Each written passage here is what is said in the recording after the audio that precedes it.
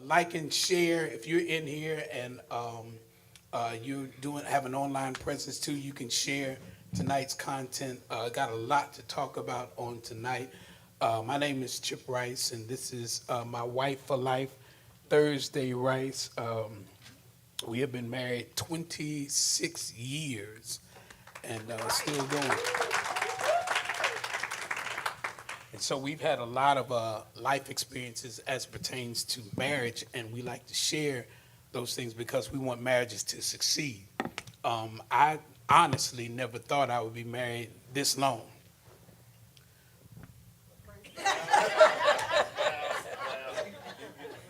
Yeah, my prior life did not lean in the direction of fidelity and commitment.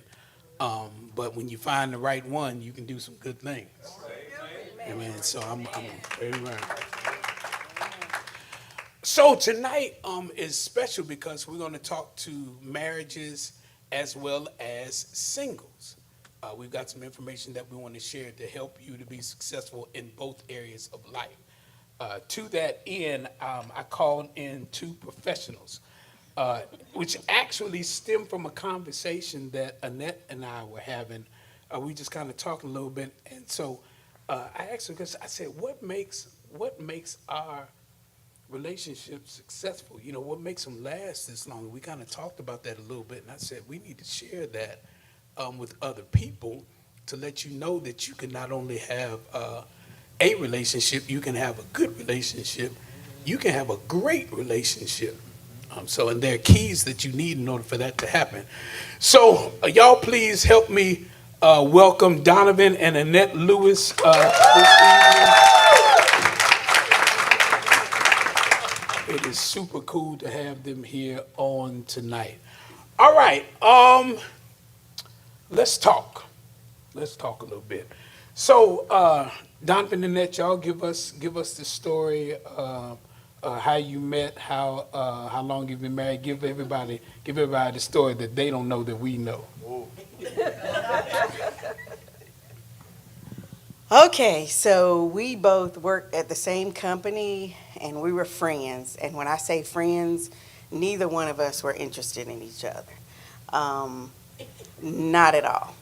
So Pastor Lockett was doing a vision sermon one day, and he said, we need to write the vision and make it plain. If you want a husband, you need to visualize yourself being married, money, on and on and on.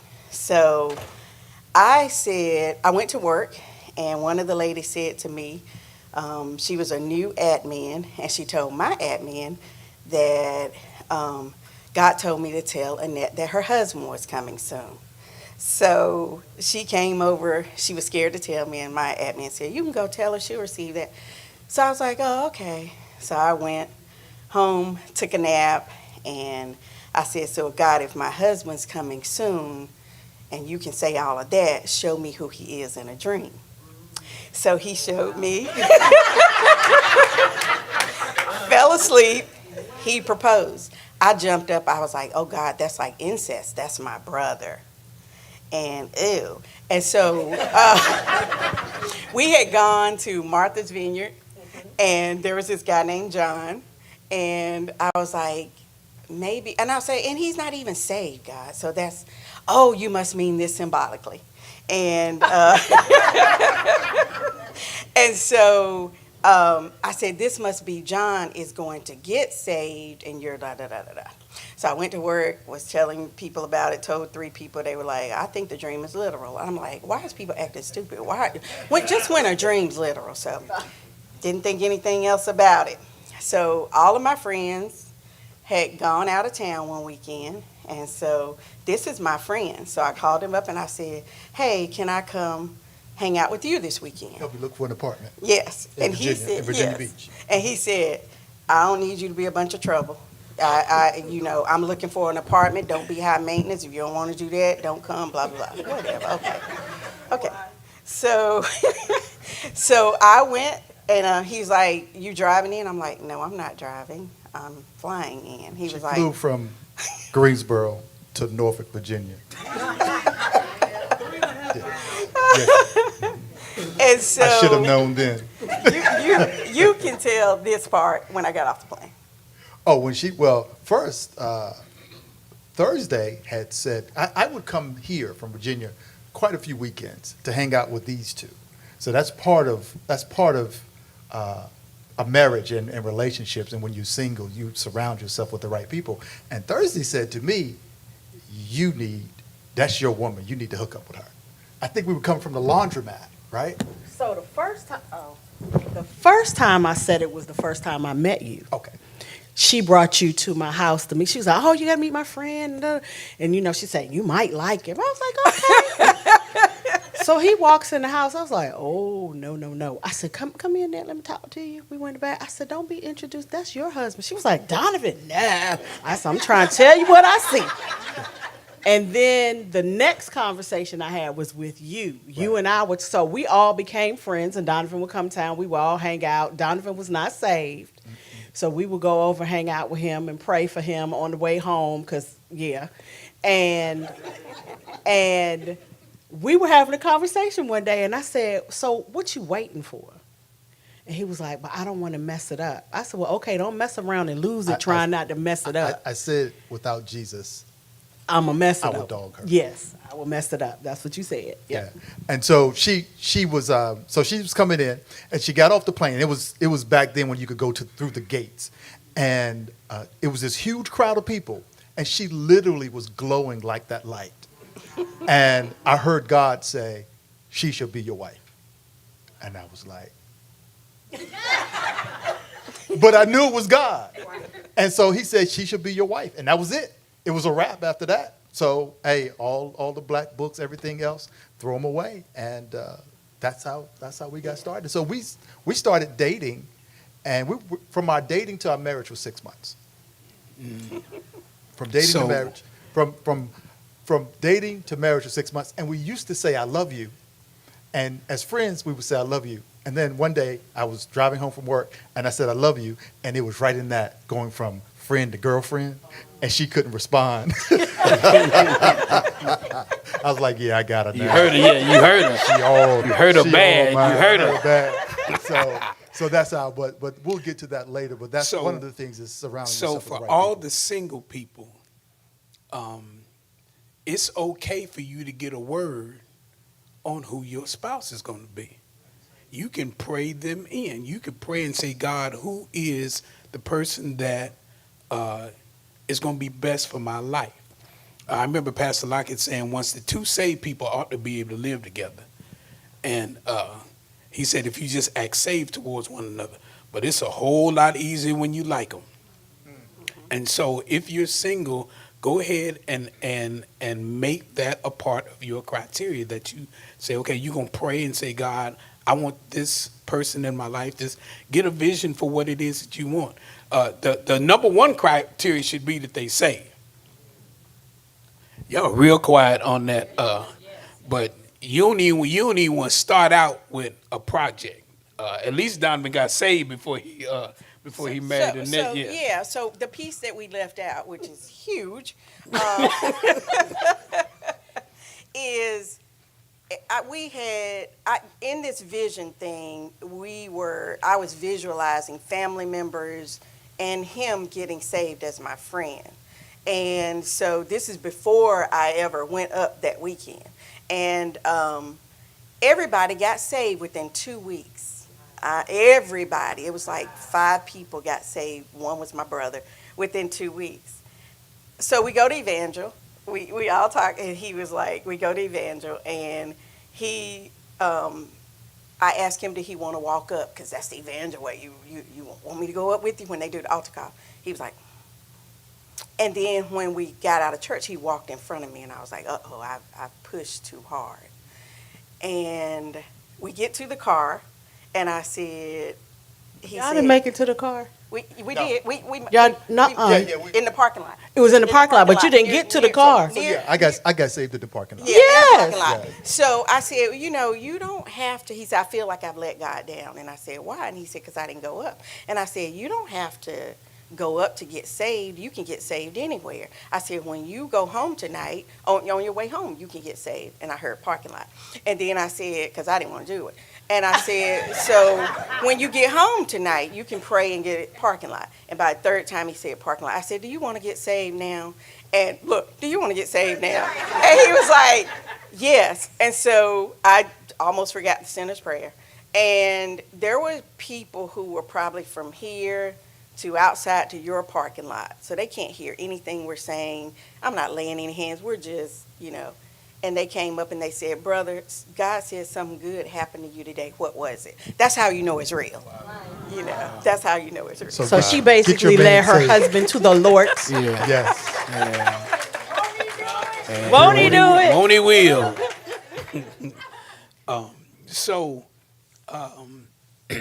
It lets you know that God is in the intricate details of your life. He really does care about what's happening with you, with other people, what your future looks like. And so take that into consideration. Utilize him for more than a blessing for your rent. Call on him for what it is. For the marriage is the second most important decision you will make in life. Knowing Jesus is first. Who you choose to be with is the second most important, because it will affect you in ways that you never even thought it could. And it is a major, major decision. Y'all been married. So, all right, this is funny though. So they got married before we got married.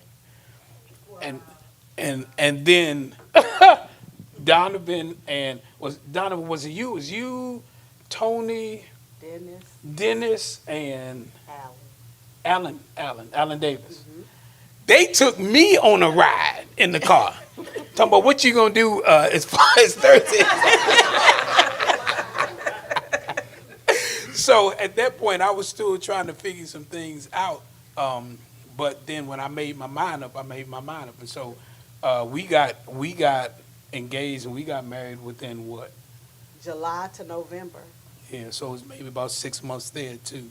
Because our pastor at the time was like, you need to wait at least a year before you marry somebody, because you need to see who they are. The only reason he did it for us is because he knew us. He knew us, and he had seen us go through our Friendship. ups and downs. Yeah, right. Praise the Lord. And so he approved it. But that's a good principle too. Don't let anybody just roll up on you that you don't know, that you haven't known for any long period of time. You need to wait at least a year before you get married to them if you don't know them. Or be ready to find out who they are in the course of your marriage. Donovan was about to say something, and he said it, but I want to reiterate it. It's very important that you have a good, solid friendship group around you when you start dating somebody. Because sometimes the rose-colored glasses can come on and you can't see or hear. And it's going to take the voice of somebody that cares about you to be able to look at you and be like, no. I can remember when it was actually Donovan and my friend Juanita, when Chip started trying to act like he had good sense. I think Donovan and Chip went to lunch. So again, remember, we're all friends. So you have somebody that, one, is watching out for your best interests, I'm talking to the singles, and two, advocating for you when need be.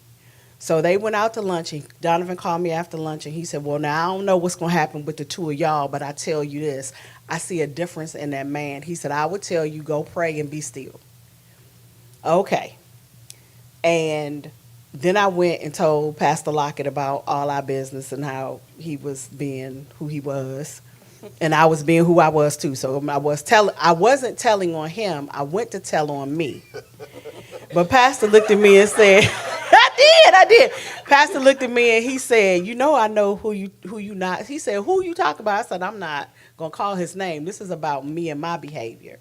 He said, well, now, you know I know who you talk about. I said, I don't want to talk about him. He said, but I do.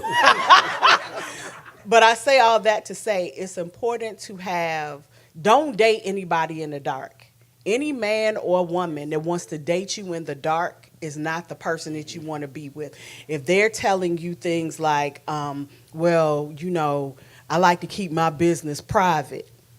I don't want to, you know, I don't believe in going out to dinner. That's a waste of money. Let's get pizza and watch a movie at the house. Right, because if he don't want to spend no money on you, Troy, that's another sign, right? Already red flag. But or she, well, she shouldn't be spending but so much money now. Right.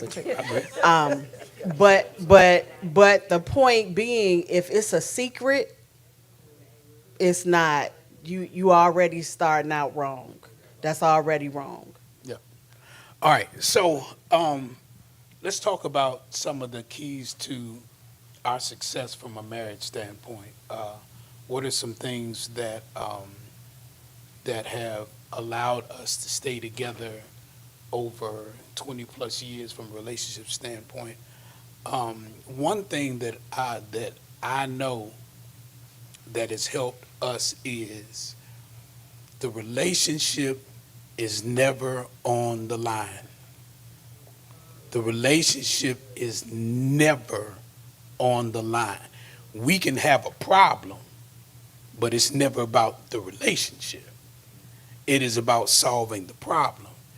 And what I found even in this new counseling field is that when people get upset with each other, they put the relationship on the line. Well, I don't have to be with you. And you're like, wait a minute, how do we get from there to something wrong with the dishwasher? You know, and so you have to be careful about using the relationship as a weapon to try to get your way to solve a problem. So the relationship should never, ever be on the line if you're going to be successful. I'll tell you early, one of the most important things. So like there are 5 major areas in your relationship. You know, it's communication, it's trust, it's physical intimacy, it's emotional intimacy, and then it's what you value. So your faith and what you value. One of the most important things, and I'll let somebody else speak after this, is communication, how you deal with conflict, and can you take and give feedback the right way. And so what we've never done is allowed our relationship just to be substandard. It's supposed to be excellent. It's supposed to be great. And one of the ways for us to be great is that I'm going to give you feedback, and you're going to give me feedback, and you're going to have to be able to process it and talk to me, and I'm going to have to be able to process your feedback and talk to you. And so that communication is extremely important. So we have put in place talking.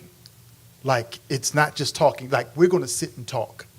We're not going to sit and talk and watch TV. We're going to sit and talk. We're going to spend time talking. We're going to commit to communicating with each other, not just about her day, but about my day and what I'm thinking and what I'm afraid of and what's bothering me. But we're going to talk and know what's going on with the other person. And in that comes giving and receiving feedback. It was just a couple of years ago, and I was maybe 4 years ago, and I was going through some stuff. And she said to me, remember what you said about making your house a sanctuary? I said, yeah. She said, well, then it's being disturbed and you're the problem. That's just her telling me and giving me feedback because we have a standard. And if the standard is being compromised, then we are responsible to come back and forth with each other, giving feedback and love. So that's one of the things. The other thing I think is patience. Now, when you have garbage, and all of us bring a little bit into our relationships, you can bring that garbage and you don't even know that it's creeping up. So for me, my dad was a fussing type person. He showed his displeasure, never spanked me, but just fussed all the time. So for me, I did not like men giving me feedback. Now, prior to being saved, I was used to giving you all I had with cussing you, All of like it. all of it, all of it. And I can say We share that. I don't know why they friends. How that happened? So then I get this relationship with him, and I have never cursed him out a day in my life because that's not what I wanted when I went into this relationship. But when he gave me feedback, it felt like you were saying I was less than. And so I shut down. So it was his patience that helped me through that. And sometimes I say, stop talking to me. I just say, stop talking to me, which would make him mad too. So, over time, he was like, I need you to be in this with me. I need you to go back and forth with me. I'm stating my opinion. I'm not saying I'm right. We need to be able to go back and forth. So he made it comfortable to disagree with him. He made it comfortable to have another opinion from him. And we end our things now with, okay, let me think about that. Yeah, okay, you're right.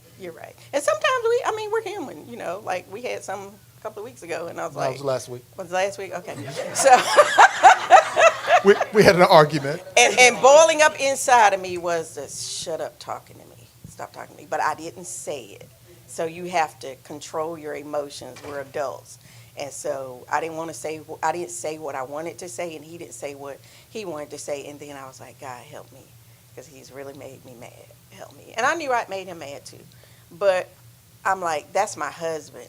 And one of the things I always pray for him and other people is, once I get over myself, is God, help me see them through your eyes. Help me speak with your lips and let me hear with your ears. Because we see the flesh. We see, And so, I looked at him sitting on the couch and I was like, I know I disturbed him. I'm not going to apologize because I'm not feeling that right now. We just, and he wasn't going to apologize to me either, but we were just like, it was okay to some things we don't need to talk about anymore. It was okay. We were okay. It was Because just I was right. But I cracked a joke, and then I Yes. said too soon, and so we just moved on. We moved on. We just moved on. But two things that Pastor Rice has said for years, and he said, one, if Thursday ever leaves me, I'm going with her. That sticks. And the other thing he said that holds you responsible is that one of us has to be Jesus until both of us can Right. be. And those are staples that I keep in my mind that he has fed into us. So I think for me, remembering that this is my person. So even if he says or does something that I don't like, I believe that his intention toward me is always good. So even when I'm in my feelings and in that moment I don't think that, I still believe that, if that makes any sense. So right now, it is not feeling like it's summertime outside in here because the air conditioner is on, but it's still summer outside. Does that make sense? So remembering that when you're in this relationship, when you chose this person, you said I do and I will. Okay, y'all became a team. Y'all became one. Now this is your person because you picked them. So now you have to figure out how to come to a place where you can remember that when you don't necessarily feel that. All right. How many of y'all struggle with receiving feedback? That's everybody. Good. I was hoping everybody put their hand up. All right. What do you do when you struggle with feedback, receiving it from your spouse? How do you overcome that? What do you do to put yourself in a position to where you can get past your emotions and actually hear what the other person is saying. Assume positive intent. You say that all the time. Assume that your intention toward me is good. That's the first thing I'm going to do. The other thing is don't feel the need to respond. I think sometimes when somebody gives you feedback, you want to give them feedback. You want to respond to whatever it is they said. Because initially it's going to feel like an accusation. So what you want to do is like, case in point, Monday, we had a little disagreement about something. And he said to me, "What's wrong now? What's wrong with you now?" That's what she heard. That's what you said. That's what you said. But I heard it. See? No, it is what he's. But I heard it in a way that was meant to be offensive. So now that was Monday. So I ain't say nothing else to him for the rest of the day. Tuesday came, we talked. Wednesday, I said, do you have a minute? He was like, yes. I said, I need to debrief on Monday. So he said, okay. So he's standing there, I'm laying across the bed, we just talked. And I said, you said this to me. He said, yes, but what I meant was, I wasn't talking about you. I was talking about the other people that were involved, thinking that they had given you some feedback. So I'm like, well, what's wrong with you now? What's wrong with... Oh. So see, had I responded in my feelings in the moment, we probably still be rolling around on Alamance Church Road. But because I said, okay, well, let me calm down, get my emotions under control. Then when I ask him a question, I'm not asking from my feelings, I'm asking to understand. So that's what I would say. The first thing is to ask yourself why. Like, you really need to spend some time with yourself and ask yourself, well, why can't I take feedback? And as she said, when I was giving her feedback, that goes back to her childhood. And so she has something in her past that hinders her from receiving feedback. That's the first thing. You need to spend some time with yourself. You need to go before God. You need to really ask, why, whenever somebody tries to give me feedback, does it trigger something in me? The other thing I would say for couples is get a common language. So if you're talking the same way, my daughters are different. I have a common language. Alexis, I can give straight feedback to. Alana, I have to set it up. But as a couple, can you get a common language? Like, we need to talk about something. And you got a minute because I want to give you some feedback. And so when you have a common language of, I'm going to give you some feedback. So are you ready? Can I give it to you now? So I'm not trying to hurt your feelings. I just want to tell you what I'm thinking so we can move on from here.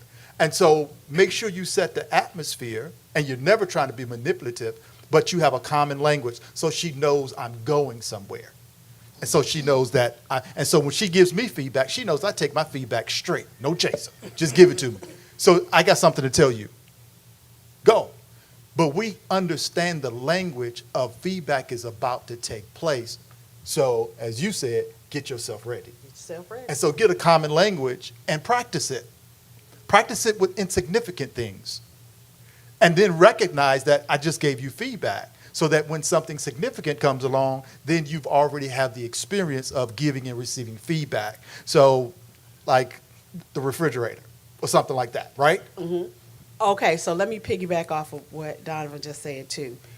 So, and understand when you first start to practice this, it's not going to go well. It's going to be a struggle because you're creating a new language and a new way. Troy's shaking his head.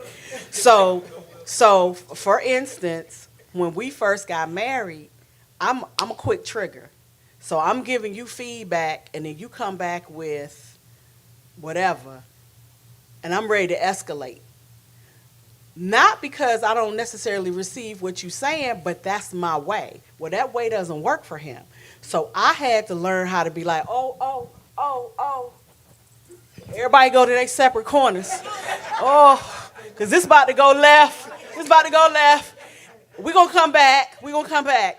And so knowing yourself, sitting with yourself, knowing that when you feel that little tingle come up the back of your neck, you need to tap out. The other person has to respect that. So when I would go, he would immediately stop talking. And we would just go to separate corners. Now, we don't have to do that now. Right. We don't have to do that now because we have developed our language. So understand, as you're developing the language, it may not be pretty. And it's okay for it not to be pretty, but you have to respect whatever signal or boundary that you set that says, I'm about to get disrespectful. Let me step away. The other thing that, oh, go ahead. Something that I use when I teach feedback is I talk about PDRs, predetermined responses. One of the ways to deal with feedback is to decide who you're going to be, your body language, where your eyes are, how you position yourself, what's going through your mind when somebody gives you feedback. And so, as she said, your predetermined response is Too much. And so you already know if it gets hot and it hits a trigger, now this is our. So mine is to calm myself, make eye contact and relax, and do my best to listen to what she's trying to say. Not how she's saying it. Not how she's saying it. And that, yes. And I thought That was a little shade that my wife just threw at her friend. No, it's not. It's me too. Because Go ahead, if baby. you in relationship with my wife or Annette, if you like really, really know them, you know, they're gonna give you the professional piece of them. They're gonna, kind, sweet, everything. If you ever get them at a table and let them start talking, it is what it is. And I think too, now I used to talk in absolutes, and I know that doesn't work for my husband. So you got to figure out what works so that you don't hit those triggers. When I say you always or you never, the first thing, I always, I never. And so I know I'm not going to get, so like when, last week I was like, and I wanted to, I was like, you just, but I was like, I had to change that language around so that it didn't take it somewhere where he couldn't hear me. Now I'm not like him and Alexis. I don't like mine straight nose chasers. I need to feel like that you see other things I do and value, so you need to be a little bit more gentle with my feedback. I remember a conversation one time where my daughters asked him how was the track meet? How did he think they ran? And he was like, it was crap. You wasted my time coming out to see it. And so I'm like, and I'll say, that's not what you say to them. I didn't say he that. said, pretty much. I said you didn't come out of the blocks, you didn't go through your dry phase, weren't- and you didn't finish strong. Right. So that's not acceptable. That's what I and said. crap. And crap. It was crap. And crap. And so I'm like, what? Don't talk to him. And so I said, Alexis, is that the way? He said, Alexis knows how I am. I give it straight, no chase. Don't. And if you've ever been around him, he'll say, don't ask me a question you don't want to know the truth, because I'm going to give it to you straight. And so I said, well, that's not the way, and da-da-da-da. Alexis, how would you like your feedback with him? I like it straight. I said, well, me and Alana, that's not how we like ours. We don't want you to do that. We don't want you to do it like that. You gotta move around. So he's learned how to. I know I can't come out. And when he says that, I want to talk to you about something, my stomach sinks. I'm like, what is this? And it's 29 years. And I'm like, ah. And it might be nothing, but I've learned to I don't even know what it's going to be. So, let me chill out and stuff. Because, I don't want to, as much as I talk junk, my feelings get hurt or I get mad. And, I'm laughing because I'm blessed to have pastor and friends who know me, and a friend boss who, he just knows how to talk to me, And I've even learned in dealing with my husband, these are not just relationships between spouse, with other people. I can tell you when Elder Woods is he's done, he has signals, and I tell people to leave him alone.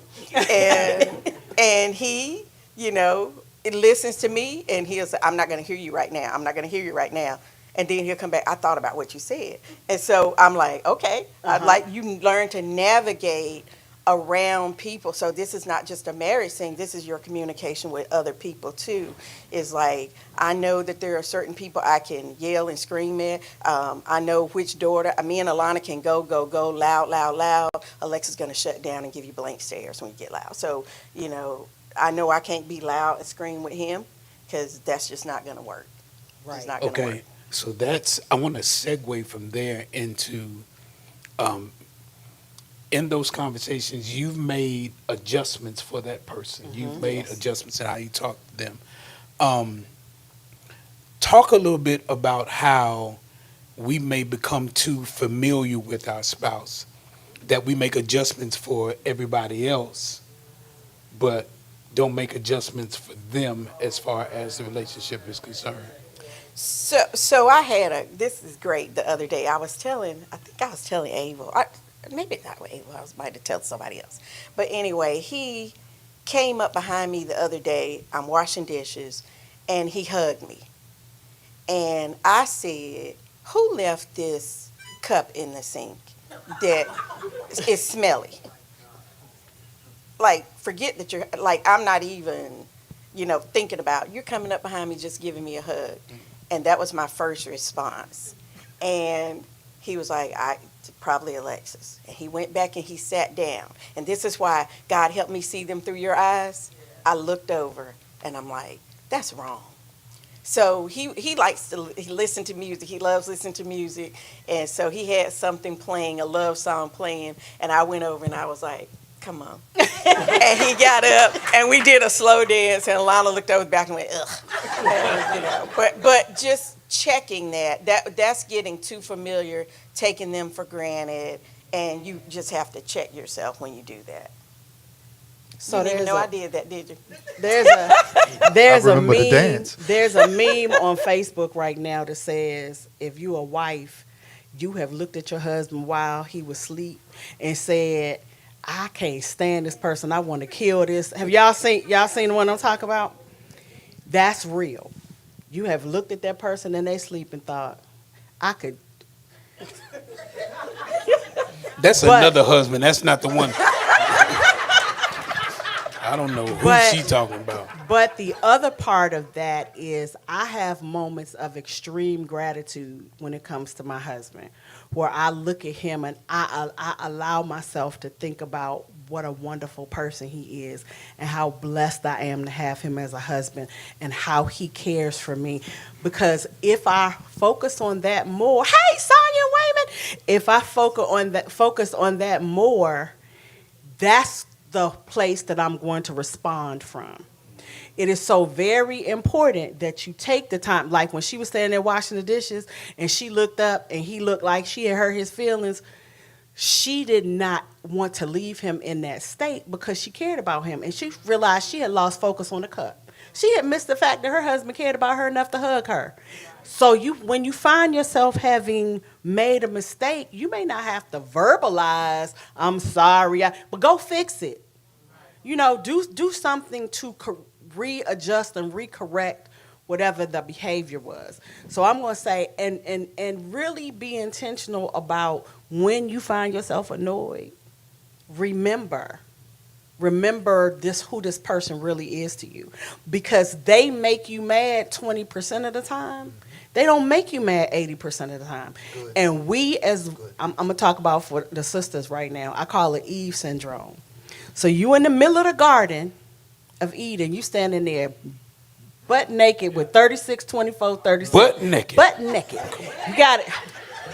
You got it all. I mean, everything is perfect. Everything you eat is perfect. You eating all the food. There ain't no calories. The weather is perfect all the time. You got roses and flowers and all. And it's one thing that you can't have, but you can't stop being focused on that. You can't appreciate all the other things that are going on because of this one thing that's annoying you.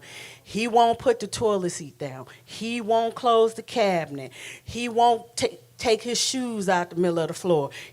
We can ruin a marriage over a one thing. That's good. We will ruin a relationship over a one thing. So in that, when you find yourself drifting to he been working that same job for 20 years and he don't make enough money to do squat. Okay, so he goes and he gets another job and he working 80 hours a week. He don't never spend no time with me. See, I need to be your friend because I'm going to check you. I'll be like, wasn't you just last week fussing about? Be intentional about what you say and what you say you want. Remember what this person is doing for you. If this person is cooking, washing, cleaning every day and working a part-time job, but you making all the money, shut up and go make the money. Whoever that is, right? Make sure you realize, appreciate, and focus on the things that are right. If you're not married, I'm going to shift this to the singles now. If you're not married and you want a $150,000 lifestyle and you looking at this person and they got a high school education and no vision. See, because I don't care nothing about the high school education. A high school education and no vision, this might not be the right person for you. Doesn't matter. The education is not the problem. If they come to you and they say, you know what, I drive trucks, but here's my 5-year plan. I'm going to drive these trucks for 2 years. I'm saving up my money. I'm going to buy my own truck. And then I got this program that I'm looking at because I'm going to run trucks. And I'm going to do, okay, well, what you going to do is you got somebody who's got a plan and a drive and he ready to do something. He just ain't quite figured out how yet. As a woman, you can be the helpmeet for that situation. But if what he want to do is play video games and he don't have no vision for creating a video game, that might not be the right person. Right. The other thing, too, is we all know it says faith comes by hearing and hearing. Mm-hmm. So you have to affirm your partner. Now, my husband tells me, look at you, you're so pretty. God, probably 4 times a week. And I look at him and tell him he's handsome. But I also walk in. I did. Through her eyes. Lady Rice. Through her eyes. Just messing. I'll also walk in, might be going out the door and turn around and say, I just want to tell you, I appreciate you. I appreciate the father that you are to our kids. I appreciate the husband you are to me. I don't have to worry about whether you're not coming home at night if you're with somebody else. I don't have to worry about you being a liar. I don't have to worry about you doing drugs or coming home drunk. And you always want the best for me and the girls. And I appreciate the way you love on us. I tell him that. He'll tell me that. And so you can focus on faith comes by hearing and hearing because you keep saying the good things. I asked somebody a long time ago, his godmother, I said, why is it that when we speak bad things, they happen, but when we speak good things, it doesn't seem to happen? She said, because you speak more bad than good.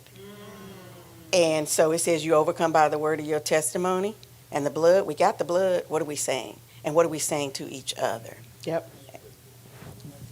Yeah, get your mouth right. The way you talk to each other. I think also you have to make sure that the person that you're married to is so valuable to you that you won't do something to mess that up.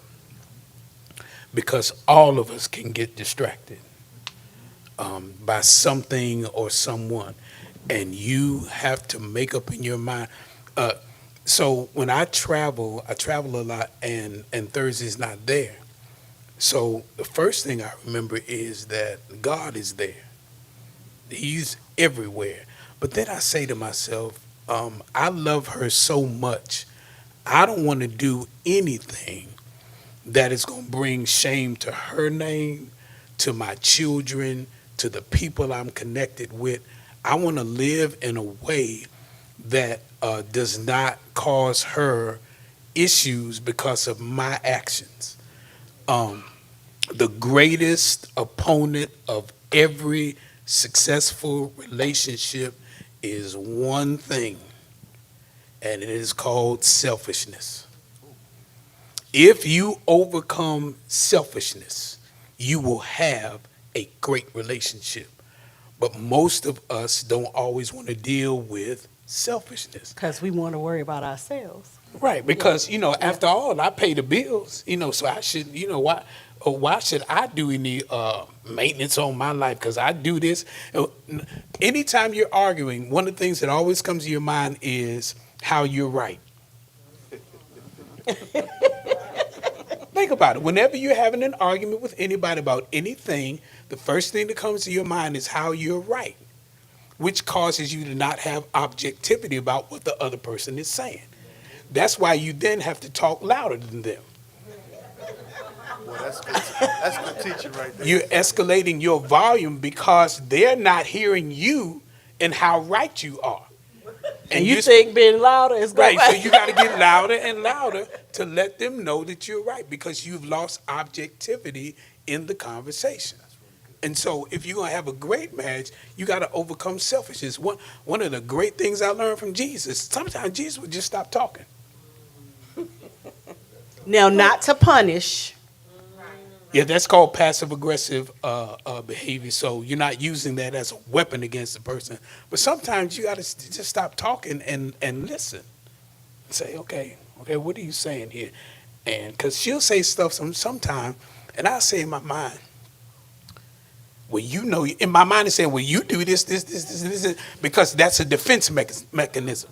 That is to try to get it off of you. You trying to get the spotlight off of you back on the other person so that you don't have to take this feedback that you're about to take. But you have to, sometimes you gotta eat this. So let me put this out there. I'm gonna make somebody mad, but it's okay. If you have been married more than 3 years and you cannot identify a change that you have made to accommodate your spouse, you're a selfish person.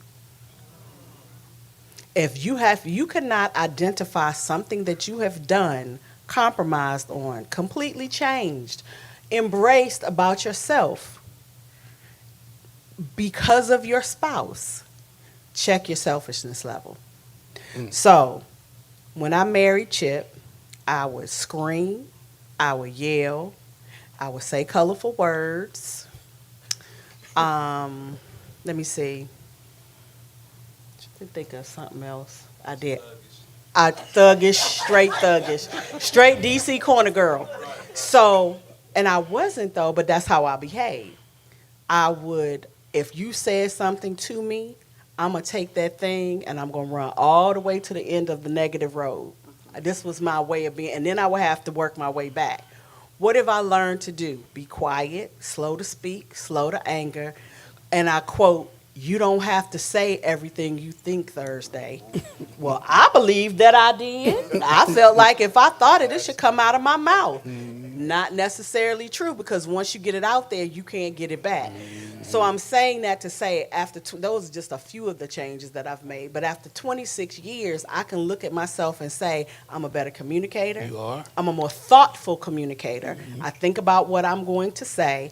I choose to create with my words and people's lives versus destroy. Because trust me, I have the ability to do both. She does. And so I just say that to you to say I can identify probably a plethora of things and adjustments and changes that I have made for him, but that ultimately make me a better person. She so this is kind of cool because when she would get upset, yell, do all the things that would happen, I'm like, I can't have somebody screaming at me in my house. And we had a conversation about that. And she had to check me on me being passive aggressive because she would scream. And I'd just be like, and I wouldn't say anything. And she knows that me not communicating, I knew that me not communicating with her was going to cause her to get even more angry. So that was my weapon of choice. But what's interesting is when I went home with her and saw how some of the family interacted, I said, oh, She just loud. She not yelling. Right. And so I'm seeing how they're interacting, and it helped me understand because they would go off on each other and then go make coffee for each other after that. And I was just like, this is just a way of life for y'all. This is how y'all roll. So understanding somebody's past can also help you communicate with them, which again is why you don't marry anybody in 3 months. You need to find out something about them that's going to help you be better in the relationship. So that's super important. You had another question on the list. Oh, something that you said, what would I have done differently as a single person now that I'm married? If I had the knowledge that I have now as a single person, what would I have done differently in my single life? Yeah, so everybody be ready to answer that. What would you have done? What would you have done? What would you have done as a single differently before you got married? I can say this now after 29 years of marriage. I would have checked my triggers. I would have good. checked the things that so now I would surround myself and I would go to marriage maintenance. That's the first thing, right? As a single. Because I would hear mentors and people who have been through the ups and downs of marriage talk about marriage and not try to be too deep about it, be real practical about it. So I would have changed my circle. But more importantly, I would really get into how do you tick? What really just pisses you off? What are your triggers? How do you handle your emotions? That's one of the things I would have done as a single to really understand. Instead of wilding out and thinking I'm great and I'm awesome, I'm the most wonderful thing in the world, you're not. And when you get married, you realize you're really not. So I really would have checked my triggers, checked my emotions, spent some time with Donovan alone, better understand who I am and who I am interacting with people, think about my past and what my past does to make me act a certain way. So when I find my good thing, I am better prepared to help us move forward. So you're saying work on your EQ, your emotional Yes. quotient, Yes, as a single person. as a single person. So for me, I didn't realize I had issues. Now, when I say that, I don't mean I walked around thinking I was perfect or anything like that. One of the things about allowing God to choose your mate is that you can work out some of your issues with your mate. So I didn't realize I was sensitive to men yelling at me and giving me feedback. It always felt like an attack. So he was my safe place because he changed my perspective. But he also let me know I had issues. So one of the things he would do, and I encourage you to establish buzzwords. When I worked at American Express, we used to, if people are giving you feedback that's too much, you go, ouch. And people are going to say, what's wrong? And you get to say, he would say to me, are you all right? Which now, at first, like I ain't like it because it's like you acting like I'm crazy. But the the gentleness in which he would say it, are you all right? It always made me pause and think about what I was doing. So a lot of my stuff in learning feedback, because I mean, I worked in corporate, you get feedback all the time. I could take feedback if Jamita came up and said something, if she worked for me and she came up, that kind of feedback didn't bother me. It was the intimate feedback where somebody, it had male, was giving it to me that I couldn't take, that I didn't realize that was an issue until I got married. So I'm going to go all the way to the practical side. If I got married at 35, and at 35 I had paid off all my debts. We bought a home right before we got married. But if I had the understanding then that I have now, I would have purchased property. I would have saved money. I would have focused on my future financial life with more intention. So if you're single, because for whatever reason, and anybody that's married can raise their hand to this, whatever reason when we are single, we think that getting married, child, I need somebody to split these bills with. I don't know how God manages to do this, but he will take all your money when you first get married. All of it. He will make sure that you are on the struggle bus. And the reason that he does that is so that the two can become one. So that you all have to work together in one of the greatest areas of your life. Now, all of you who are married, if you've never been on the financial struggle bus, raise your hand. Never. If you're married and you've never been on the financial struggle bus. Okay, so for the singles, do you see there are no hands raised in the room? So that's a false misnomer. It's just a lie that you're going to get married and we're going to split these bills and we're just going to have a whole lot more. That is not how it works, because fiscal irresponsibility blows up when you get married. If you got two people who are jacking up their money, When you come together, you still two people who are jacking up their money. You like, oh, we got extra dollars. We gonna go spend it. We got $5 extra, so we gonna go to Ruth's Chris. Where that work? So one of the things that I would do differently is I would be intentional about my financial health and my relationship with money. Write that down. Be intentional about your relationship with money, because you don't have a financial problem. You have a relationship with money problem. Discipline. Yeah. And it ain't even discipline. It's how you see money. What is it for? What's the purpose of it? So get yourself some books, get in a financial class, start to save some money, get your credit right. You should not be, any woman should be an asset, and any man should not need an asset. If you come to me and you got stuff, great. Now, I might not have a BMW, but I got a car that's paid for, this little Camry right here, that put around in Miss Lady if you don't want to ride in and keep going. But it's because it's paid for. So remember, you got to make sure that you have a practical understanding. So y'all come off the TikTok and the Facebook thinking that you can't go to the Cheesecake Factory. Oh my goodness. If you that can't was go to so stupid. McDonald's and a dollar movie, I don't care who you are. So my wife is like the coolest wife on the planet, because I can take her to a 5-star restaurant and she'll be fine with that. But some days she'll be like, let's order pizza and watch a movie. That we can pull up at Burger King and I can get my Whopper with cheese, no mayonnaise, extra pickles.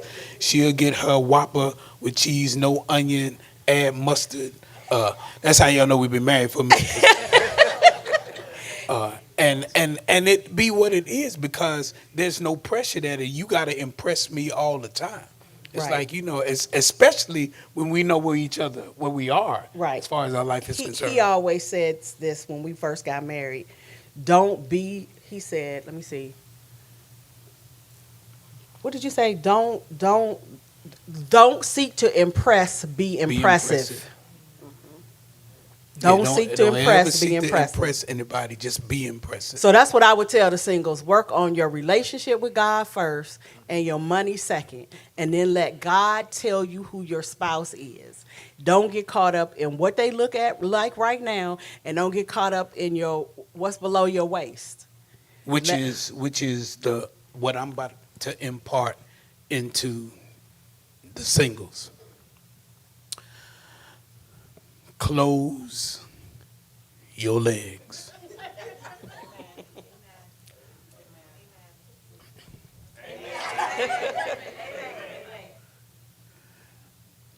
The biggest regret is having given myself to people I should have never been with. Wasting parts of my being for moments of pleasure. Sex is amazing. Didn't none of y'all jokers say amen? What is wrong with y'all?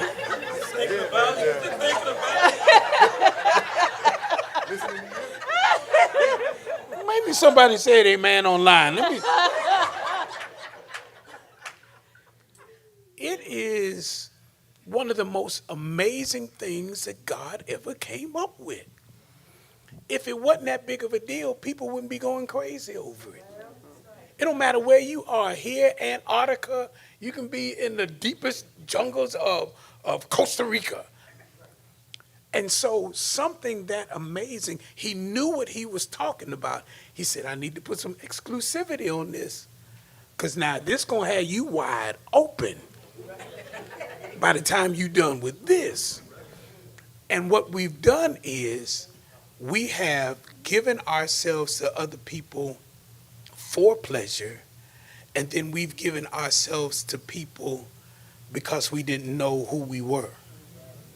And so the way that I think that I can keep connecting with you is through sex.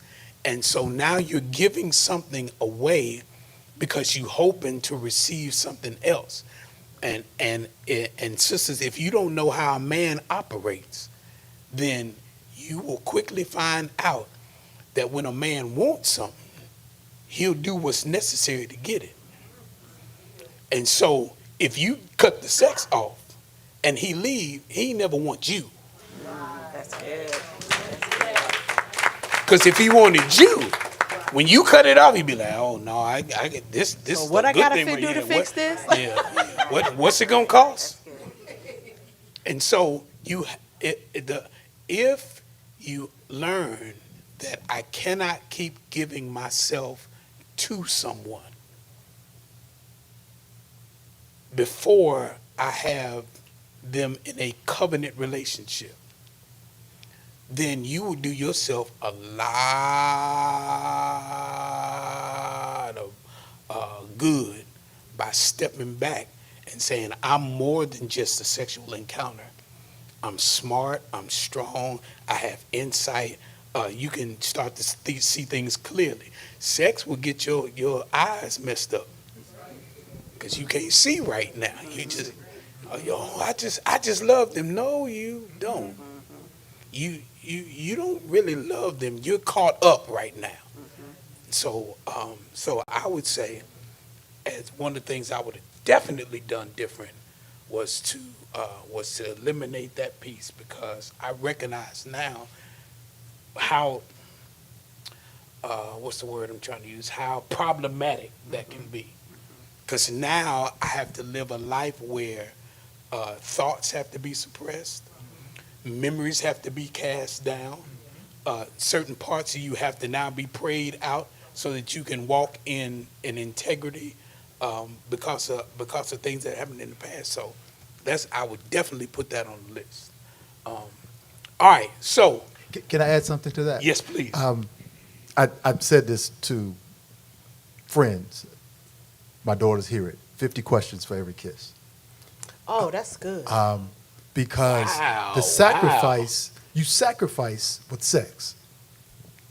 And so it interferes with getting to know the person in the different areas of their life, because sex takes up so much time, and it's always the way to end the argument or get over something, or we'll just go do this. Okay. And so you are sacrificing the intimacy of the emotional intimacy that needs to take place before the physical intimacy. Okay. So there's a sacrifice to everything you said is 100, but you sacrifice.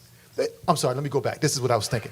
If you remember some of the things we said about communication and how we operated with each other over 26 and 29 years, sex retards that development in a relationship if you do it when you're not supposed to. Okay. And so when you look at, doggone it, we should be here, or I didn't know this, or I didn't see this coming, to what he just said, you sacrificed it in the bed. And so now it's going to take some more time, or some counseling, or it's over, Right. because you sacrifice the emotional intimacy for physical intimacy. Wow. Is that an original thought? Yes, sir. That's powerful. Thank you. 50 questions for every kiss. Yes. That's crazy. And if you can't think of 50 things to ask, go home and start over tomorrow.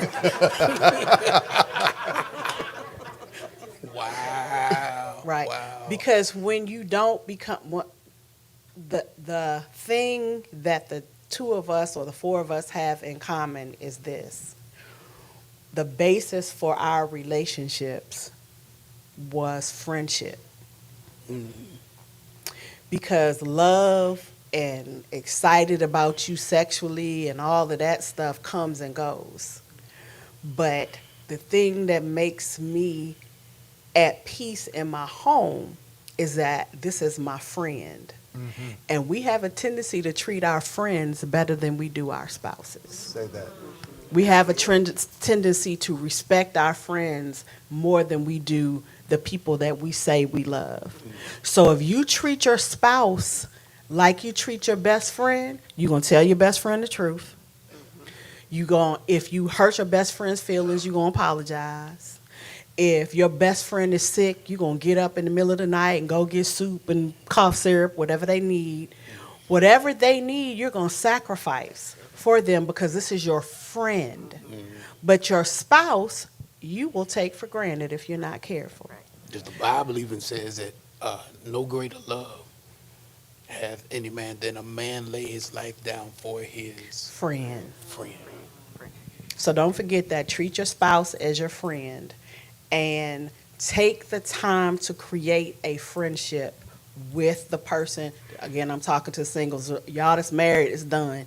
Take time to create a friendship with the person that you think you're interested in. What do you like? The interesting thing is, Chip and I like movies. We like to travel.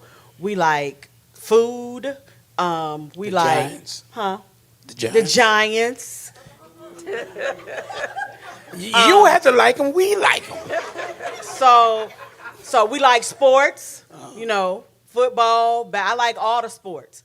So he's never had to deal with the wife that's jealous of him watching football. I'm like, move over. You ain't paying no attention to me. Football season. I'm like, child, go get some popcorn and sit down next to that man and stop fussing. So learning how to create the same interests so you can have the conversations, so you can spend the time. Sometimes my intimacy looks like get in the bed and watch a movie together. Because that's what we like to do. Now, if that's not what you like to do, you don't have to do that. Right. But case in point, wonderful case in point. Everywhere we go, we must find the best hamburger and the best pizza. In whatever city we go to, I already know I'm going to eat hamburger and I'm going to eat some pizza.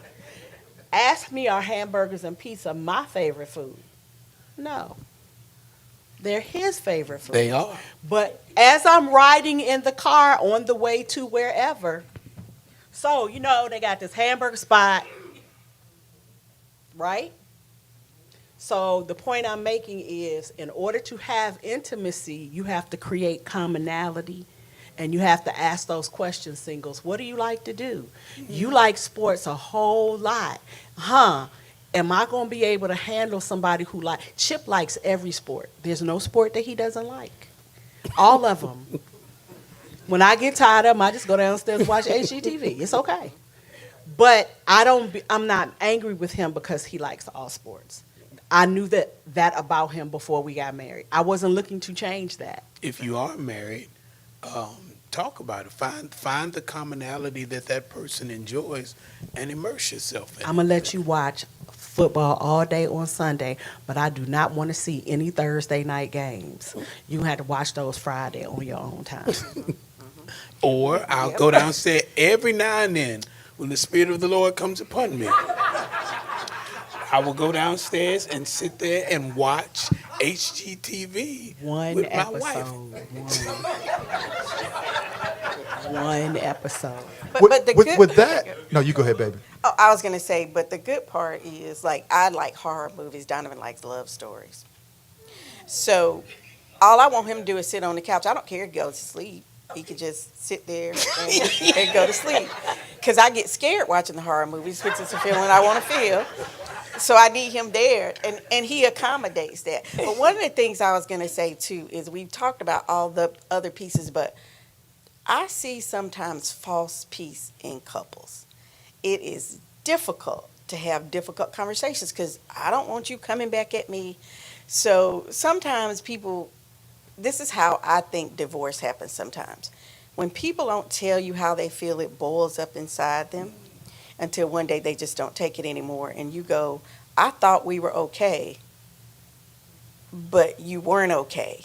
Or when I told you that we weren't okay, I didn't listen because I didn't think you really meant that. Right. Or it didn't sound the way urgent, that I needed. Like me, now, I said direct feedback, but now I do need you to tell me if you're dissatisfied with something. I am terrible at reading, used to be, at reading cues. So when you are not liking something or you need something, I need you to say it.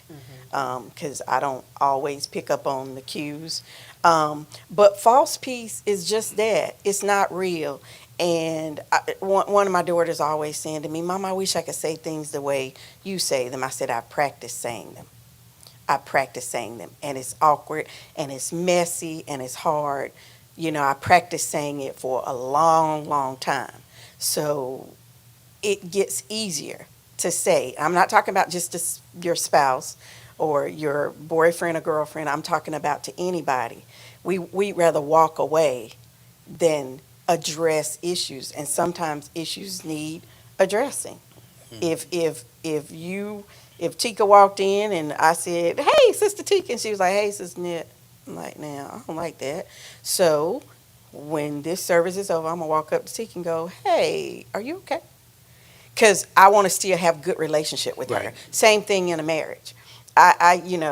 You say something that really hurt me. Now, not everything needs to be said. Sometimes it's your issue, your pet peeve, you pet it. You pet it. But if you figure out that just was wrong and I need to talk about that, but we're in a good place, but I don't want to ruin that, it boils up. So the next time it happens again, it boils up and it takes a little. People don't fall out of love. It's like a beach, and the ocean comes in and it takes a little bit of the sand back with it each time.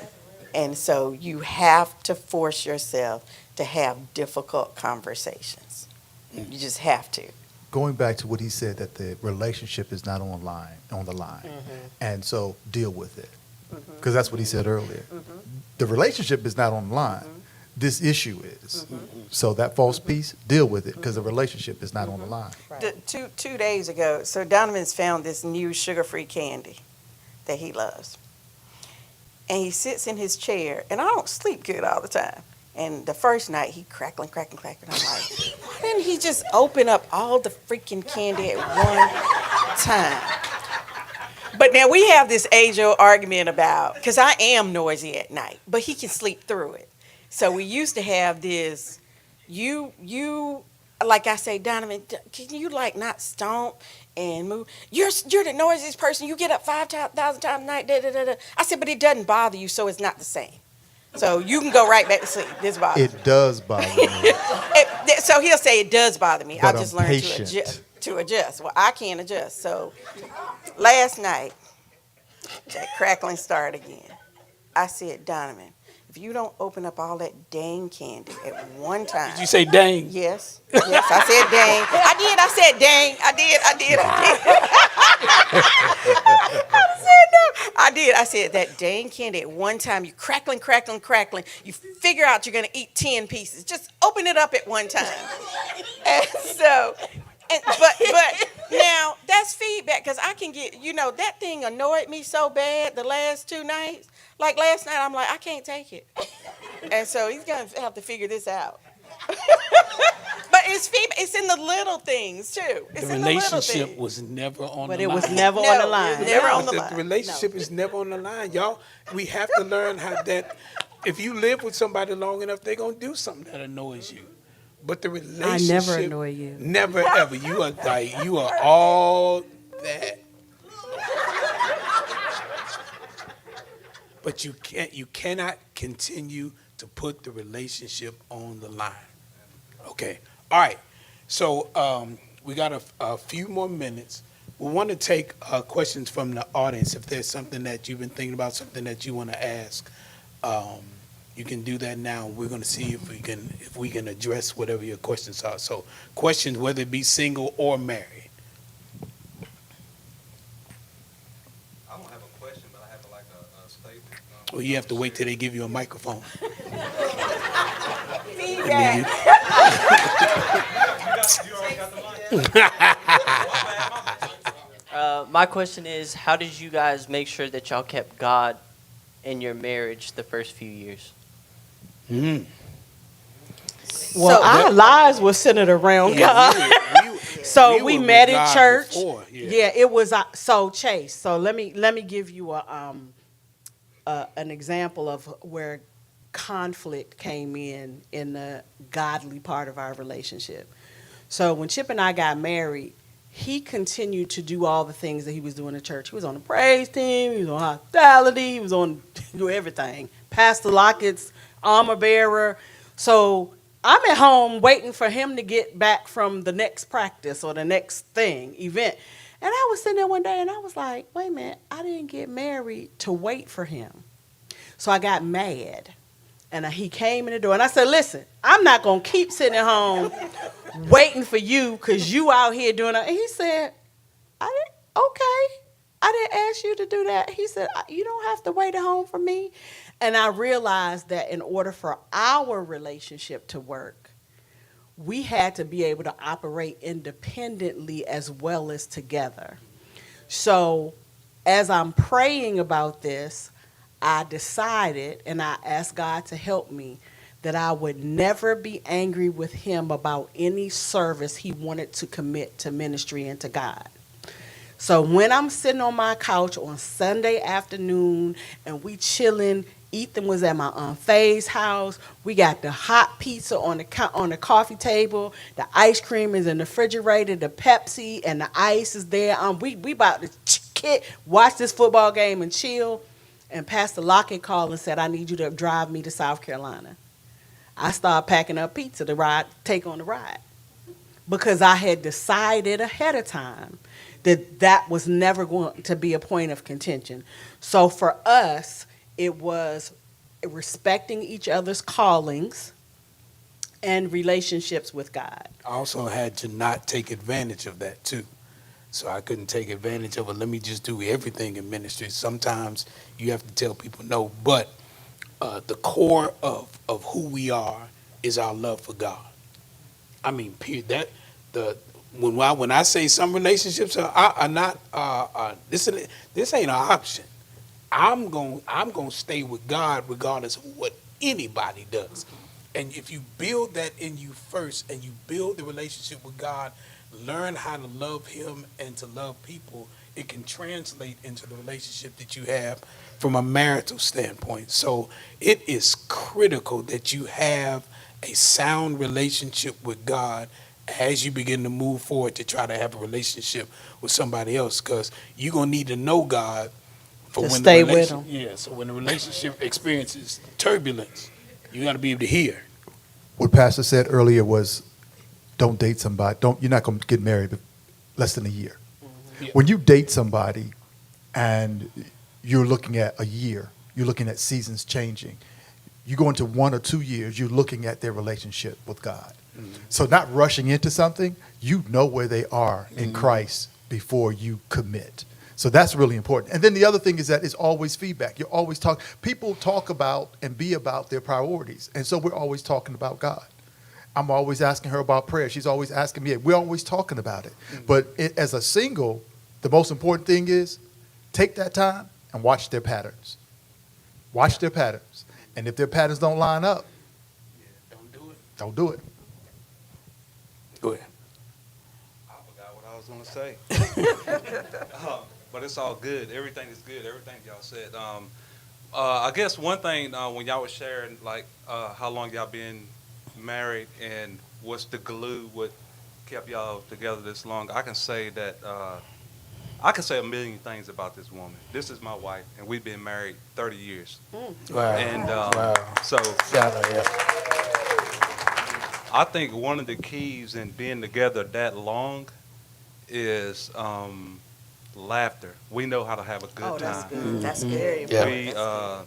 We through hard times, through good times, naturally, through anything, we know how to have a good time, and we are both goofy at it. And to the point where we can dig back, 20 years ago, and think about something and talk about it and laugh until we cry. All over again. Or we just, we go for a ride, we listen to some, public announcement or something like that, cruising, and we end up laughing. We'll laugh ourselves to sleep sometimes. So I think laughter is, Very important. and having a Very good important. thing, a good time is key to longevity in That's marriage. a great point. Excellent. Absolutely. If you're not laughing, you have to ask yourself, what are you mad at? Right.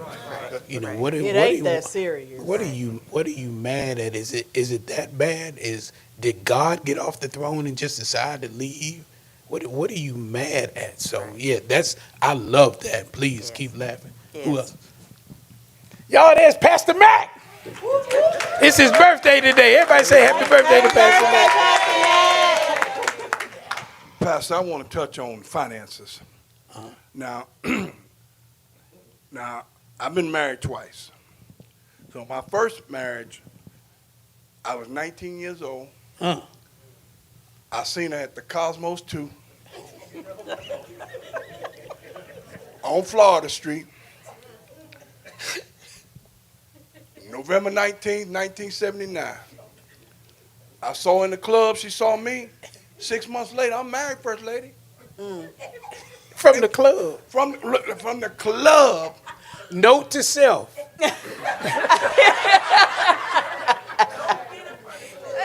If both of y'all in the club. So I had never been to church. I had never been to church in my 19 years. I know nothing about church. Oh, wow. But I like what I saw. Okay. Now I was 19. I had just started cutting meat. I had a station wagon, a 1972 station wagon, Le Mans Pontiac with no reverse. Oh, God. So, and I was sleeping on the floor, and my brother's roommates, because I had to leave my daddy's house. So I had a raggedy car, I'm sleeping on the floor, and I had a decent job. But you wanted to get married. Wait a minute, So this woman had a brand new 1979 Toyota Celica sunroof, had her own apartment in Lexington, and worked at PPG, one of the best jobs you could have down at that time. Okay, you better get to your question, because And, that's not your the second marriage is No. the only one that's important. So I we gotta talked get to about the- that enough. Listen. We have talked about that enough. No, I got to talk about the first before I can get to the second. See? Because, yeah, I got married 6 months later, but out of those 6 months, I only seen her 3 months because she swung ship. First shift, second shift, third shift. So I got married solely on the flesh. Nothing else. Okay. Didn't know anything about, didn't know her optics. She didn't know nothing about me. We just got married on the flesh. So it didn't last. Right. So when I got married the second time to baby doll, now we get ready to be married 33 years. Come on now.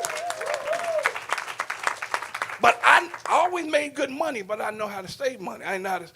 And so when I met Sister Colette, now for 33 years, she handled every dollar that's ever come into the house. Wow. But that ain't for everybody. But it is for somebody. Right. Because some But- of y'all think you know what you're doing, and whoever the person is that can do it best, let them do it. So I let her handle the finances. And back then I told her, make sure you pay my tithes and make sure I get to go to Golden Corral on Sunday. But I said all that to say this. I had to trust her because I knew I had money in my pocket and my life was cut off. Oh, wow. So I didn't know anything about stewardship. Okay. But she was younger than I am, but she was smarter than I am when it came to that area. And so for 33 years, she's handled the finances. I've never went behind her. That's right. That's a good marriage. I didn't even know how to write a check when I met her. And so she taught me a lot in finances, even though I was making the money, but see, it went to my head. And I'm going to share this and I'm going to get ready. So I kept saying, I got them a little money from Food Line when I quit them, and I said, that's my money. My money. You ain't going to tell me what to do with my money. Guess what? I come home one day, she gone.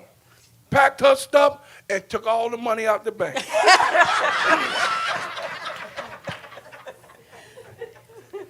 I went to the bank and said, where my money? She said, your wife can't. I said, she can't do that. Her name on the checking account.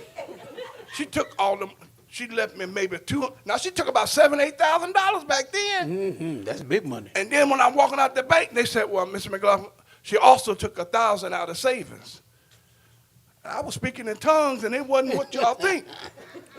Then when I get ready to leave, she said, oh, looks like she stopped by the ATM and got another 500 cash.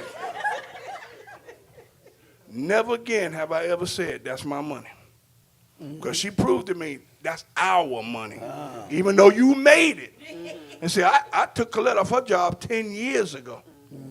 And she has blessed me. I wouldn't have anything if it was left up to me back in the day. Wow. But she has blessed me, and she is a great wife, and she has put up with me for 33 years. That's a miracle. That's man. a miracle in itself. But I want to say, whoever's the best at it, Don't be intimidated by it. Let them do. The people that I counsel, I tell them there are 3 areas. If you get these 3 areas right, you will have a successful relationship. If you get them wrong, it is going to be destroyed. Communication, money, sex. If you get those 3 areas right, you will have a successful relationship. But most people fail in 2 out of 3. And sometimes some people in all 3.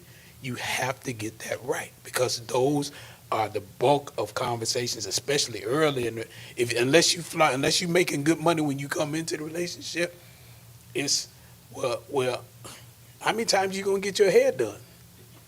You know, it's just like because money's tight. Because you trying to figure some stuff out. Because you'll talk about money, how you communicate to each other. Do we talk to each other? Do we cuss each other out?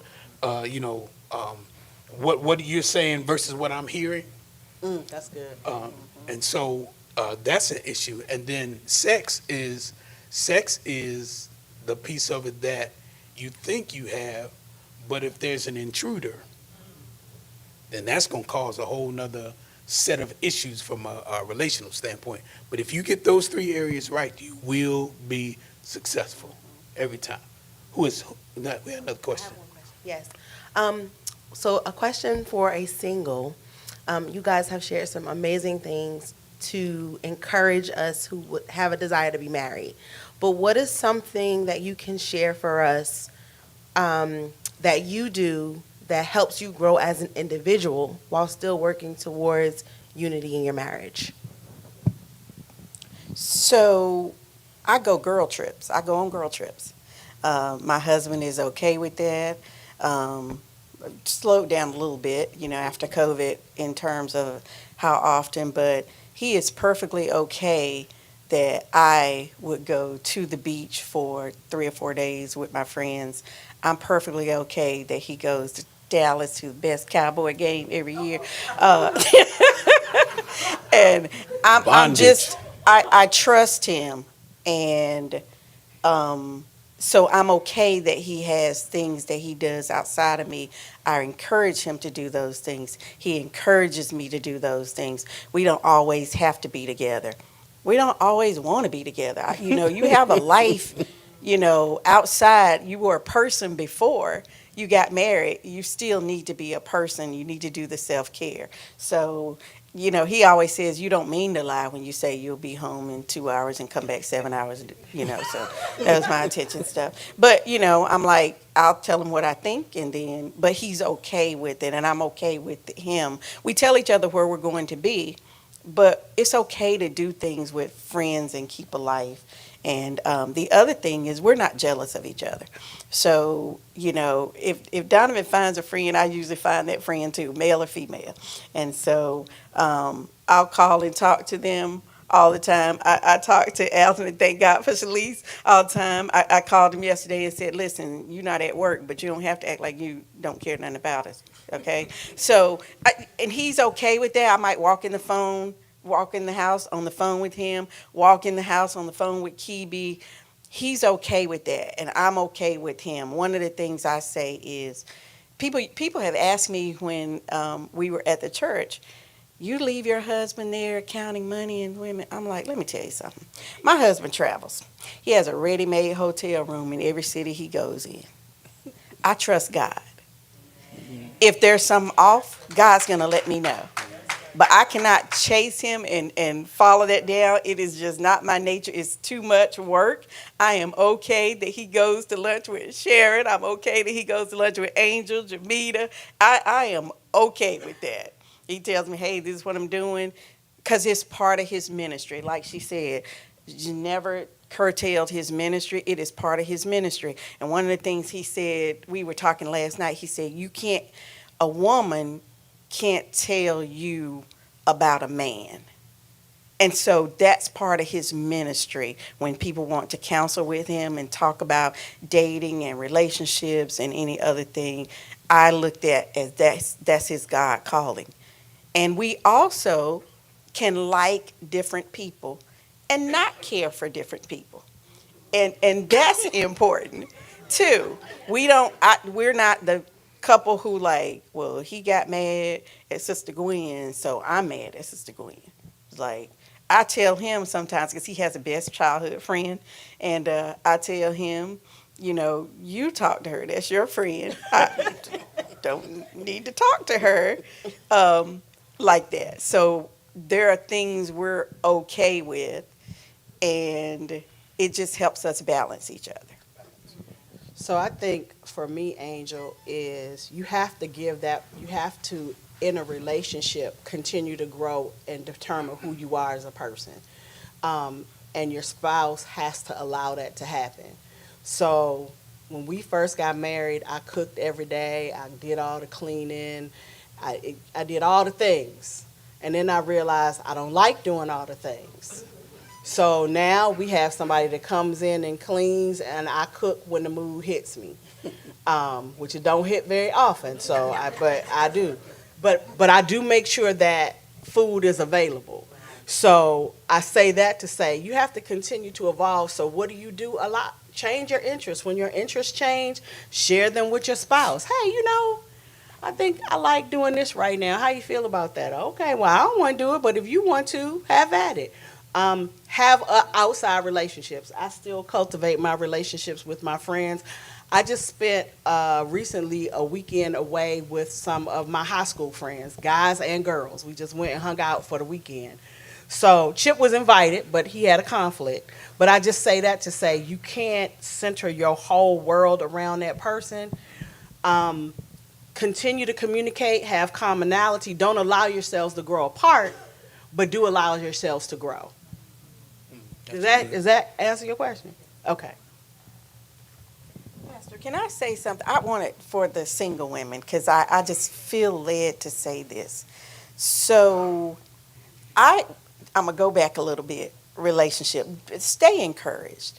I know some of you say, gosh, I'm in my late 30s. I'm in my 40s. Doesn't look like anybody's coming. God's not going to. But God sees you. Stay encouraged and speak it. Back to the vision. Speak what you want over your life. So I had dated this guy 5 years. Jerk. Cussed him out all the time. And I remember when we broke up, he said, you're going to date me for 5 years and then you're going to start all over. Here's what I said. I said, I know God. And I said, it doesn't take him all day. I can meet somebody and be married within 6 months. I didn't know. So we got married at 36. First baby at 37, next baby at 38. Wish I'd met him sooner. But you did. We are 29 years into it. Stay encouraged. It does not take God all day. And he'll send you someone. There's someone out there for you. Just believe it and stay encouraged and speak it and pray it, and it's going to happen.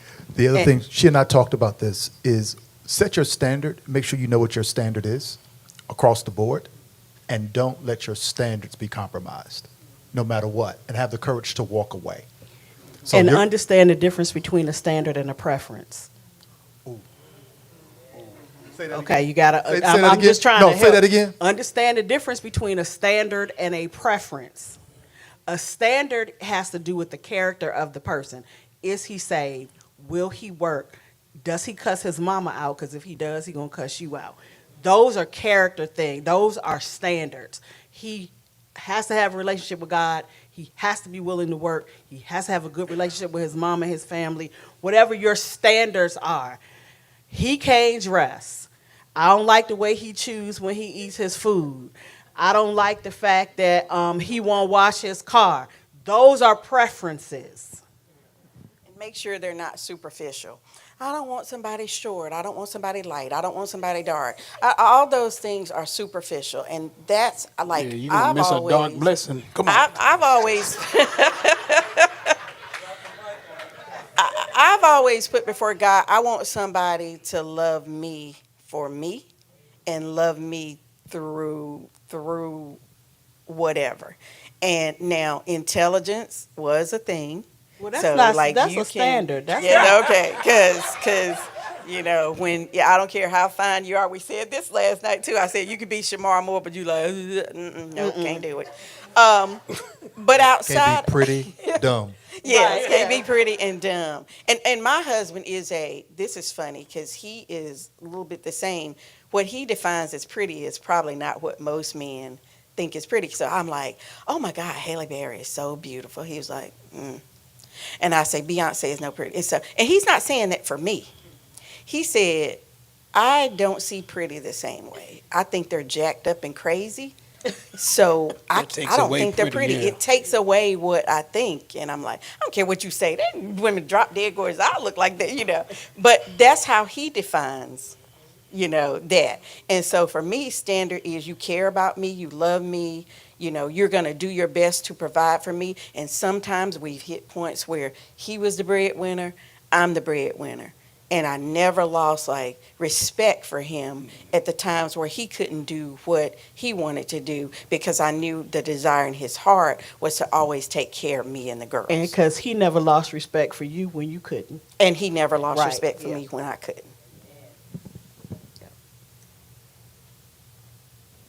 Somebody else had a mic. Somebody else had a question. Okay, we good? So do have your list. I had a list of 15 things that I made in Annette's apartment when we were single. I had this list of 15 things. Number one was that the person be saved. I wanted them to be tall. It was very superficial. I wanted them to be tall. I wanted them to have a job where they wore a uniform. I wanted them to, it was just a list of things. So don't look the other way. So Annette and I went on a trip to Martha's Vineyard, and I met this guy, and he had all the things except number one. He was spiritual. That was how he described himself. Don't y'all. If they talk about spiritual and start talking about ancestors and no, put it back in the oven. It's not done. But I say that to say he was the nicest person. And one of the things I said to him was, well, it's very important to me that any relationship that I'm in moving forward, that I be friends with the person. So this person went about making a friendship with me. And we were friends. We became friends. We were, talking on the phone, all that stuff. But when I sat down and I looked at it, I'm like, you got 14 of the 15. This joker right here got 3. But I got the Holy Ghost. But this is the one, and that's real. And that's the whole point. That's the point I'm making. Don't let them lists get you in trouble. You have your standard, but you better have a word from the Lord, because God told me standing in Evangel Fellowship in 1997, New Year's Eve, as he was singing praise and worship, that's your husband and he will never hurt you. And I said, you talking about the one that made me cry yesterday?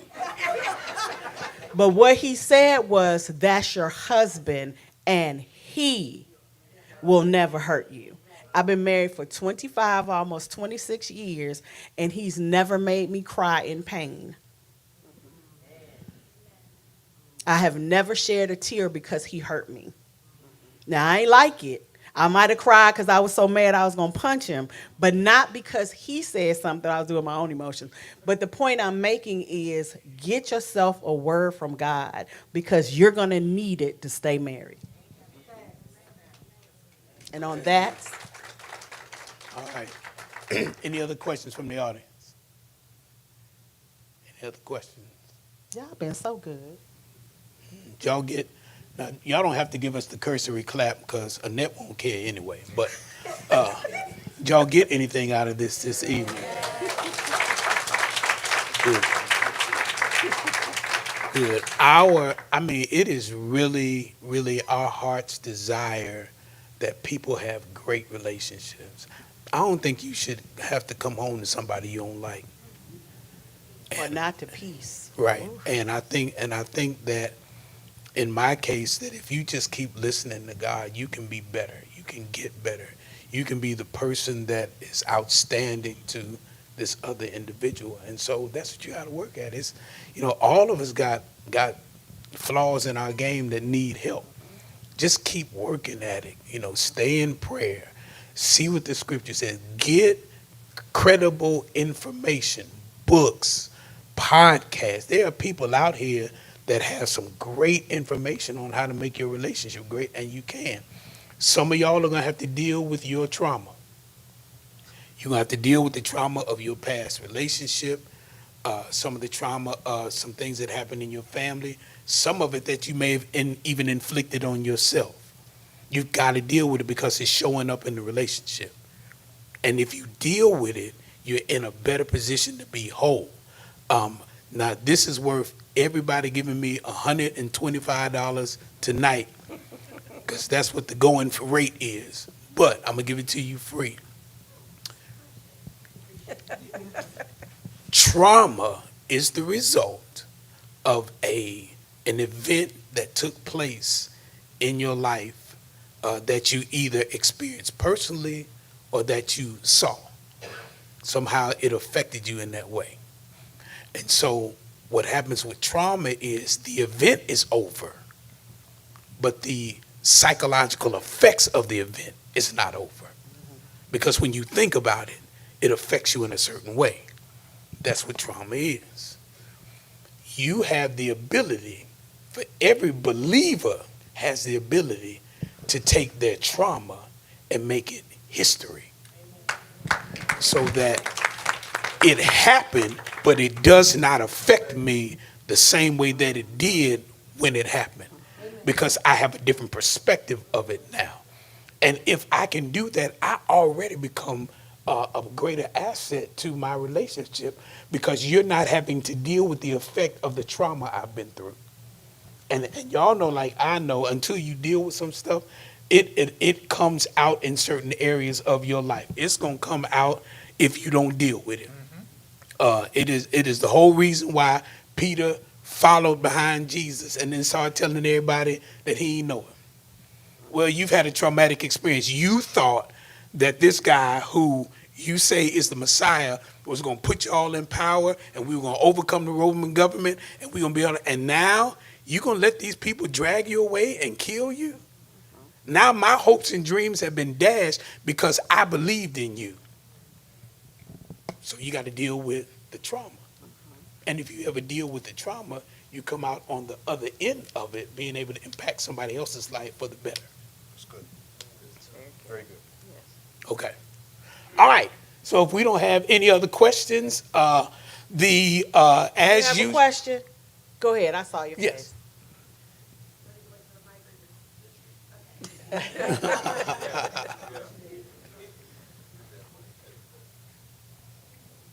Thank you. My question is, if you are dating somebody and they ask, what you're looking for in a spouse or what you're looking for, in a future husband, I've heard two different schools of thoughts that, one school says you can tell them and be honest and transparent about what you're looking for. And recently I heard another school of thought, which is to not say anything, because then, people can become everything that you say you want, and that's not really who they are. So, would you all advise a single woman to say what they want, and then if that person is willing to morph into that, maybe that means something? Or if they're not that when you're dating, just make a note to yourself that might not be it? Okay. So it's probably a little of both, is what I would say, because you don't want to not tell them some of the things that you're looking for, but then you don't want to tell them everything so that they'll put on a show. What's paramount to this is where you have an advantage, is that the Holy Ghost has a gift that's called discernment. And so sometimes you have to be able to pick up on if this person is trying to play me, or if they're really trying to see if they fit the criteria for what it means to be in a relationship with them. So that's why we can't keep excluding God from the decision-making process, because there are some people that when you wasn't listening at one point, but then you hear a little small voice say, "This is not it." And at that point, you need to run. And you can also keep your answers, I don't want to say high level, but high level. You can say, I'm looking for someone who loves God and has a plan for their life. You've answered their question, but you have left that so high level that they can't figure out what that's supposed to look like for you. And if it's going to be a relationship as you move forward, if it gets to the point where it's like, okay, hey, we're looking at us possibly like being together from a marital standpoint, then there's more investigation that will need to take place in order to make sure that you're headed in the right path. Ask them 50 questions. Yeah. Yeah. See, y'all might be out on the steps all night because he's trying to get a good night kiss. He'd be like, well, tell me about your mama. So, yeah, that's so cool right That is there. great. It's going to be a whole lot of mad brothers behind it. Be like, she won't stop talking. No, she's making you talk. All right. Any other questions? All right. So thank y'all so much for being here. I didn't even check online. I'm sorry. Anybody online ask a question? I'm sorry. I apologize, online people. I'm gonna get better. I just see a bunch of amens. Praise the Lord. Okay. All right. So our instructions are as they are for every marriage maintenance. That single people go and get together, y'all hang out, have some fun, go get you something to eat, and go home. Not together. Yeah. Married folk, do the same, but then you go home and make cookies. That is the benefit of you coming to marriage maintenance, that you get to go home and make cookies. Because married folks should be making cookies. Praise God. All right, Father, we love you so much. Thank you so much for your wisdom, your good knowledge that helps us to be the best we can be. I pray that you have impacted the lives of those that have watched on tonight and those that will even come back and watch later. Help us to seek to have great relationships with each other.